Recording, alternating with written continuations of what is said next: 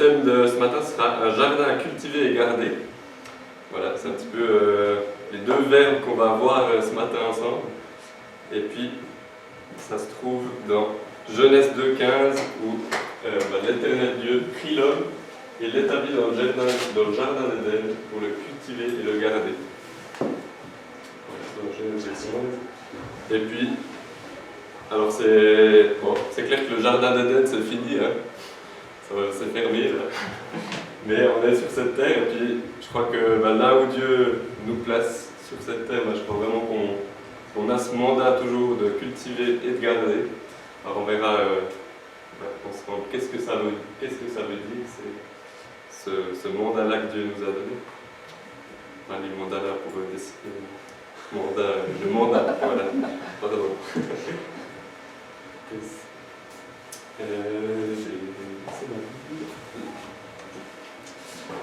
Je vais juste lire dans Genèse 1, 26 à 28 aussi.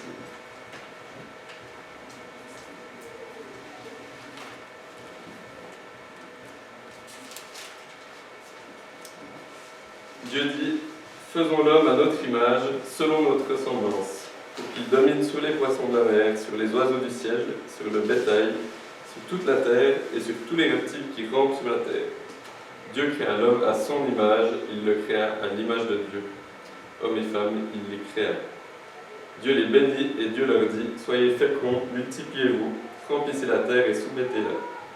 Dominez sur les poissons de la mer, sur les oiseaux du ciel et sur tout animal qui rampe sur la terre. Dans ce passage, il y a plusieurs choses. Il y a le fait qu'on est à l'image de Dieu. On est l'image de Dieu sur cette terre. Voilà. Dieu nous demande de dominer, d'être... en fait, à quelque part, c'est d'être les gérants de cette terre. C'est nous les gérants. Et puis, on est béni par Dieu aussi dans notre rôle. Ça veut dire qu'il nous donne aussi pleinement l'autorité d'accomplir ce mandat, qui est de multiplier et remplir la terre, et puis de gérer finalement cette terre. Et donc Dieu nous donne aussi l'autorité pour cultiver et garder. D'ailleurs, ce verset, quand on le lit vraiment, en fait, souvent on comprend que c'est l'homme qui doit cultiver et garder. Mais si on le lit, on peut se dire, ah mais en fait c'est Dieu qui fait ça, mais au travers de nous en fait. Si on regarde, Dieu il met l'homme, et puis c'est pour cultiver et garder. Alors des fois on comprend que c'est vraiment nous, juste nous, mais je crois vraiment que c'est au travers de Dieu qu'on peut le faire.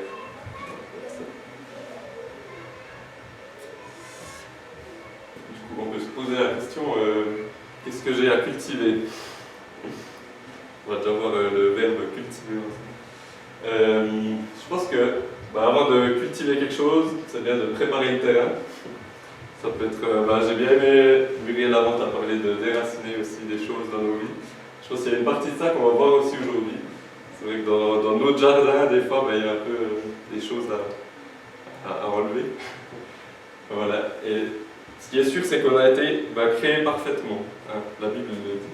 Mais, voilà, quelque part, notre miroir ou l'image de Dieu, qu'on est créé à son image, c'est vrai que par le mal dans ce monde, elle a été brisée. Puis on n'est plus tout à fait exactement à l'image de Dieu, mais c'est sûr que par le sacrifice de Jésus, par sa mort, et puis voilà, la vie qu'il nous donne, on peut revenir pur et sans défaut, donc à l'image de Dieu. Voilà. Et puis pour déraciner ces choses, c'est du travail à faire. C'est des choses à accomplir. Et puis, tout ça, je pense que vous le savez, hein, c'est pas acquis une fois, c'est pas c'est bon, Jésus m'a pardonné, je suis sain et sans défaut, et puis je continue à vivre ma vie. Voilà. Mais c'est sûr que c'est pas acquis, c'est quelque chose qu'on doit cultiver, justement. La culture, c'est pas juste semer, puis c'est bon. Donc, voilà. Je vais vous parler un petit peu de mon métier aujourd'hui, ça va pour vous.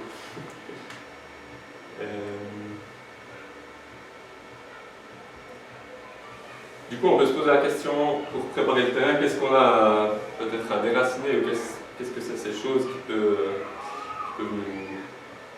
nous avoir brisé, ou nous prendre la place dans le jardin, tout ce que Dieu a prévu en fait, parce que ce qui serait bon de cultiver, mais des fois ça empêche, certaines choses peuvent empêcher ce qu'on veut cultiver de pousser.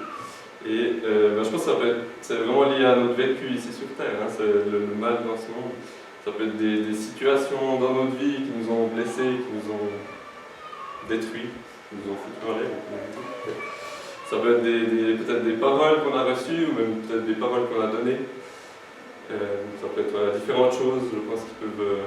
je pense que vous avez tous au moins un truc en tête, ou une table, ça m'a... Voilà, je pense qu'on a tous des choses. Mais Dieu, dans sa grâce, il nous relève et il nous reconstruit. Et puis, du coup, la question que j'ai envie de vous poser, c'est... Et puis je me pose aussi. C'est est-ce que je prends du temps pour faire du désherbage dans ma vie? Voilà. Est-ce que je prends du temps pour voir ces choses à quelque part qui m'ont fait du mal, et puis est-ce que je règle ça avec Dieu? Est-ce que est-ce que j'accepte sa grâce là-dedans?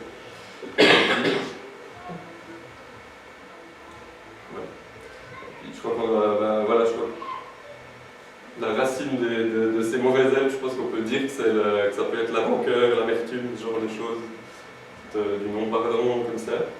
Et voilà, c'est vrai que c'était un peu l'image que j'avais, c'était que je me dis, peut-être le Roundup c'est plus autorisé, mais le pardon ça l'est toujours. Et puis voilà, qu'on puisse utiliser le pardon dans nos vies et avec les autres aussi.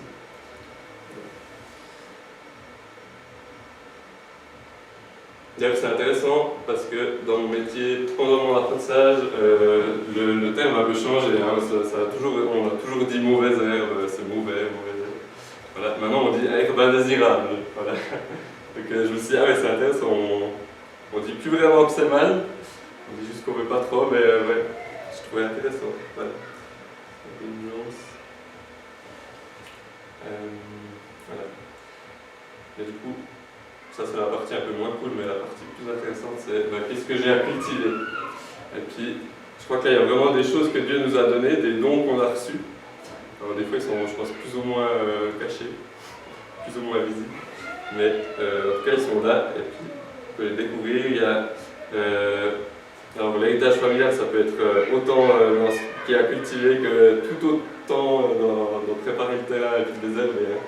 Il y a des choses bonnes et des choses moins bonnes qu'on reçoit, soit de nos parents, de nos grands-parents, ou peut-être aussi d'amis proches, de connaissances. Je crois qu'il y a vraiment des choses qu'on reçoit là.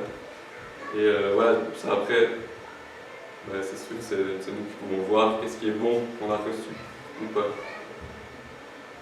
Et d'ailleurs, ce sera un petit défi à la fin, de réfléchir à peut-être une ou deux choses dans votre famille qui sont bonnes.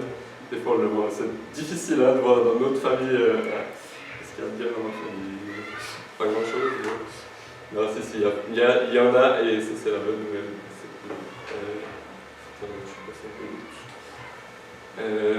Qu'est-ce que j'ai à cultiver? Il y a aussi peut-être des personnes que Dieu m'a confiées. Ça peut être vos enfants, pour ceux qui ont des enfants. Ça peut être des personnes aussi des personnes qui viennent se confier à vous aussi, des frères et sœurs qui viennent se confier à vous. Voilà aussi, c'est des choses qu'on doit cultiver, des relations aussi à cultiver. Et puis voilà, c'est vrai que là, j'ai pas mis de point de relation, mais il y a aussi toutes les relations, c'est sûr. Bon, ça viendra un peu après les relations. Yes. Ça, c'est quelque chose que j'aime beaucoup. Voilà, dans mon métier, c'est vrai que à l'Ouest, ça m'a fait un peu de la nostalgie. J'aimais trop, avant le printemps, quand il y a la serre, des jeunes plantes qui est remplie comme ça, et qu'il y a toutes ces petites plantes qui poussent. Et je trouvais ça trop beau. Et c'était juste vous dire ça. Mais cultiver, en hébreu, le terme c'est abad.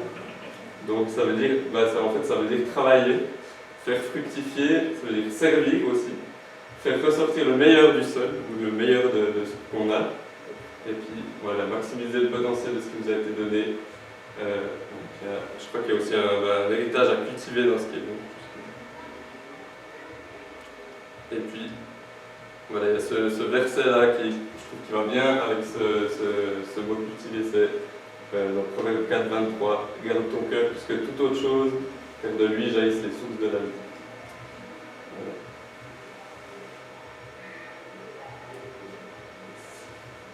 On va passer au deuxième verbe, qui est le verbe garder. Voilà, le verbe garder, c'est shama en hébreu. Et puis, ça veut dire tenir, garder, observer, faire attention à, protéger, sauver la vie, veiller. Et voilà, il peut même y avoir la phrase derrière qui est ériger une muraille autour, qui est vraiment protégée. Et c'est ce qu'on va voir ensemble, comment garder nos jardins, notre jardin. Vous verrez qu'on a plusieurs jardins aussi à garder. Là, c'est le jardin où je travaille, à l'hôtel où je travaille. Et puis, je trouvais cool de mettre cette photo parce que justement, on a un grand mur tout autour du jardin. Puis il y a juste un endroit où on peut y accéder, une porte. Et puis, c'est déjà ce que tu as pu parler un petit peu au début, Rachel. On va lire juste après le passage dans Jean 10. Mais c'est vraiment voilà, c'est comme un enclos finalement.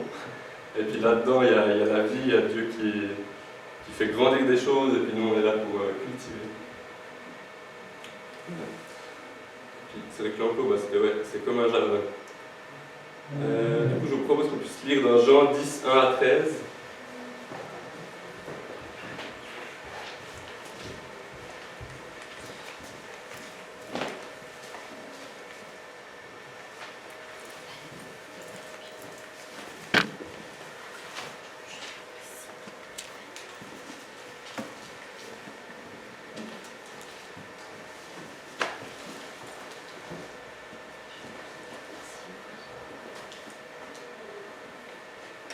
C'est un petit temps, ça va chercher.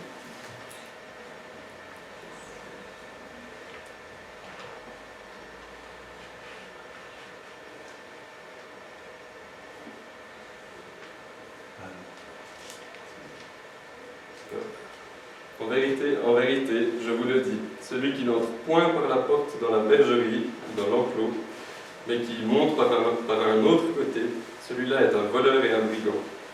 Mais celui qui entre par la porte est le berger des brebis. Le portier lui ouvre, et les brebis entendent sa voix. Il appelle par leur nom les brebis qui lui appartiennent et les mène dehors. Lorsqu'il a fait sortir toutes celles qui lui appartiennent, il marche devant elles, et les brebis le suivent, parce qu'elles connaissent sa voix. Elles ne suivront point un étranger, mais elles fuiront loin de lui, parce qu'elles ne connaissent pas la voix des étrangers. Jésus leur dit cette parabole, mais ils ne comprirent pas ce qu'il leur disait. Jésus leur dit encore, en vérité, je vous le dis, moi, je suis la porte des brebis. Tous ceux qui sont venus avant moi sont des voleurs et des brigands, mais les brebis ne les ont pas écoutés. Moi, je suis la porte. Si quelqu'un entre par moi, il sera sauvé. Il entrera et sortira et trouvera des pâturages. Le voleur ne vient que pour voler, tuer et détruire. Mais moi, je suis venu afin que les brebis aient la vie et qu'elles l'aient en abondance. Moi, je suis le bon berger. Le bon berger donne sa vie pour ses brebis. Mais le mercenaire, qui n'est pas berger et à qui les brebis n'appartiennent pas, voit venir le loup, abandonne les brebis et s'enfuit. Et le loup s'en empare et les disperse. C'est qu'il est mercenaire et qu'il ne se met pas en peine des brebis. Mercenaire, ça veut dire qu'il est payé pour ce travail-là, en fait. Je trouve juste intéressant de lire jusque-là. Voilà.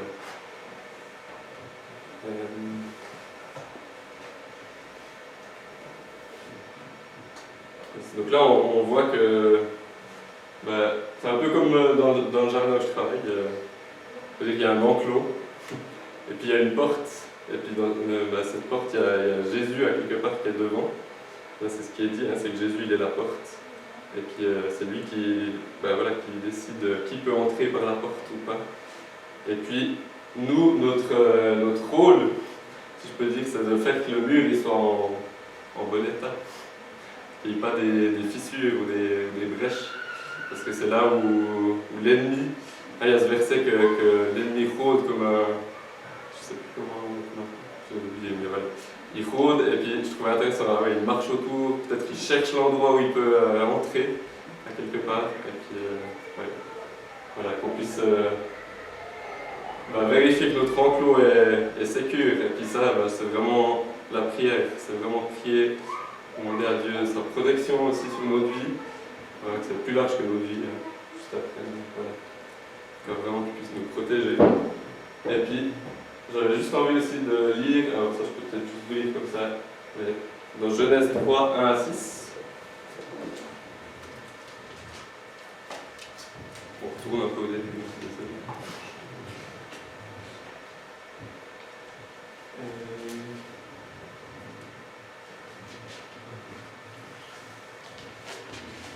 Alors, le serpent était le plus rusé de tous les animaux des champs que l'Éternel Dieu avait fait. Il dit à la femme, Dieu a-t-il réellement dit, vous ne mangerez pas de tous les arbres du jardin? La femme dit au serpent, nous mangeons du fruit des arbres du jardin. Mais quant au fruit de l'arbre qui est au milieu du jardin, Dieu a dit, vous n'en mangerez pas et vous n'y toucherez pas, sinon vous mourrez. Alors le serpent dit à la femme, vous ne mourrez pas du tout. Mais Dieu sait que le jour où vous en mangerez, vos yeux vous s'ouvriront et que vous serez comme des dieux, qui connaissent le bien et le mal. La femme vit que l'arbre était bon à manger, agréable à la vue et propre à donner du discernement. Elle prit de son fruit et en mangea. Je vais juste m'arrêter là, puis on lira la suite du verset après. Voilà. Je trouvais intéressant parce que moi, je ne sais pas pourquoi, moi j'avais toujours cette idée qu'il y avait juste Ève qui était là, voilà, qui avait pris le fruit et puis ça y est, la femme elle a tout fait foirer. C'est peut-être terrible, hein, dit comme ça, mais voilà, je me dis, ah ouais, bah voilà, c'est un peu. Voilà. Ça incarne plutôt la femme. Et puis, on va juste lire la suite du verset. Là, ce sera un peu plus embêtant pour nous les hommes, hein, mais vous verrez. La suite du verset, bah, c'est elle prit de son fruit et en mangea. Donc, ça j'ai déjà lu, mais elle en donna aussi à son mari qui était avec elle. Et il en mangea. Et je trouvais super fort, et moi ça m'a beaucoup interpellé aussi. Voilà, sur la passivité de l'homme. En fait, il est là avec elle. Enfin, c'est écrit qu'il était là avec elle. Et il n'a rien dit, il n'a rien fait. C'est même la femme qui a essayé de dire quelque chose au serpent. Elle a dit, ah non, mais Dieu il a dit ça. Le serpent il est revenu, et puis bon, la femme elle s'est laissée tenter, ça c'est vrai. Mais n'empêche que l'homme il n'a rien fait, il n'a rien dit. Et ça m'a. Voilà, j'étais ah ouais. C'est en préparant que j'ai vu ça pour la première fois en fait. J'avais jamais réalisé. Je sais pas pourquoi dans ma tête je pensais que Adam il était quelque part. Voilà, sans qu'il. Peut-être même il travaillait ou il faisait quelque chose. Mais en fait, non, il était là, et puis voilà, là, il n'a rien fait. Il n'a rien dit qui. Ouais. Très sincèrement, c'est venu me chercher un peu, hein, parce que je me dis, ah ouais, on est un peu comme ça parfois les hommes, je crois. Enfin, sur certaines choses en tout cas. Et puis, c'est vrai que même pour préparer ce message, ça a été un peu un défi parce que je suis assez. J'aime bien mettre à plus tard, et puis j'aime bien être passif. Et puis c'est vrai que si je ne m'étais pas repositionné, pris un temps avec Dieu, c'est vrai que vous n'auriez peut-être pas eu grand-chose à écouter ce matin. Mais... voilà.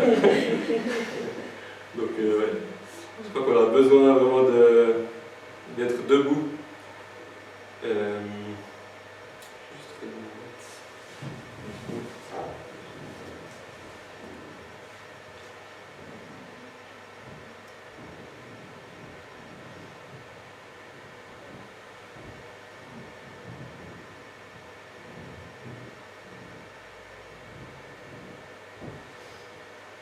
Et puis cette passivité, je crois que c'est vraiment, ça peut être vraiment là aussi un trou dans notre muraille, dans notre enclos. C'est là qu'on doit veiller et prier. Là. Et puis voilà, le travail de cette passivité, qu'est-ce qu'on laisse entrer, qu'est-ce que ça fait, ben, je crois que ça vient, c'est justement le voleur qui peut s'engouffrer et puis tout détruire. Je ne sais pas si vous avez déjà vu, j'ai pensé à ça juste avant, mais vous avez déjà vu un champ où il y a les sangliers qui sont passés. J'ai pensé à ça avant aussi, ah ouais. C'est un peu ça qu'il vient faire, il vient tout détruire les cultures.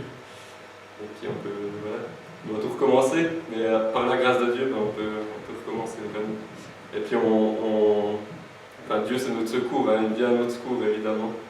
Et on a fait un sketch top avec Kerty. Je crois pas qu'il y a de vidéo malheureusement. Mais ouais. Enfin voilà, Dieu vient vraiment nous sauver aussi. Hein. C'est pas juste on est laissé à nous-mêmes dans notre jardin, heureusement.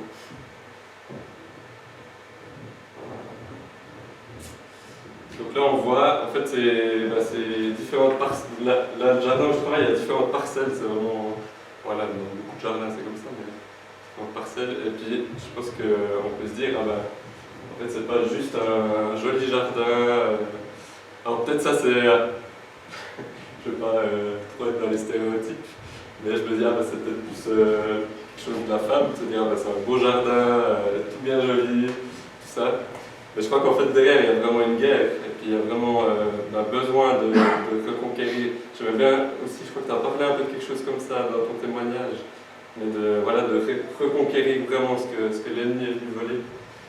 Puis voilà, ça passe par justement repréparer le terrain et puis cultiver, recevoir la vie de Dieu. C'est lui qui fait pousser. Nous alors on peut faire certaines choses, puis il y a besoin de l'homme. Dieu il a vraiment voulu collaborer avec nous. C'est pas juste Dieu il fait grandir et puis on peut laisser. Voilà. D'ailleurs, des fois il y a des parties du jardin que je néglige un peu pendant quelques temps, puis je crois qu'il y aurait besoin un peu que je passe par là. donc voilà. Puis il y a par exemple un arbre fruitier, si on le laisse juste grandir comme ça. Alors déjà on peut faire un tuteur, voilà, on peut mettre un tuteur, ça il pousse bien droit, c'est mieux quand même que pencher. Mais c'est sûr que c'est Dieu qui fait grandir, mais si on le taille aussi au bon moment, à la bonne période, et puis qu'on fait ça bien, et ça permet aussi plus de fruits, que l'arbre il se développe mieux. Et puis je crois vraiment que Dieu, voilà, c'est l'image de la nature, mais c'est vrai que Dieu il veut collaborer avec nous pour cultiver et garder.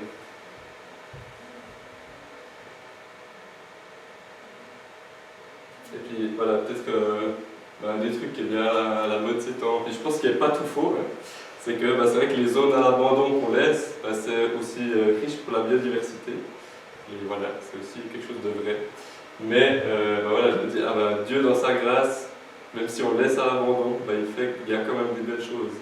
Et ça, je trouvais, ça m'a parlé, puis je me dis, voilà. Après, si on veut, je crois que c'est juste de collaborer avec Dieu, et puis de faire vraiment avec lui. Et c'est comme ça qu'on aura du fruit. Parce que si on laisse juste à l'abandon, il y aura peut-être 2-3 tomates qui se trouvent après, mais voilà.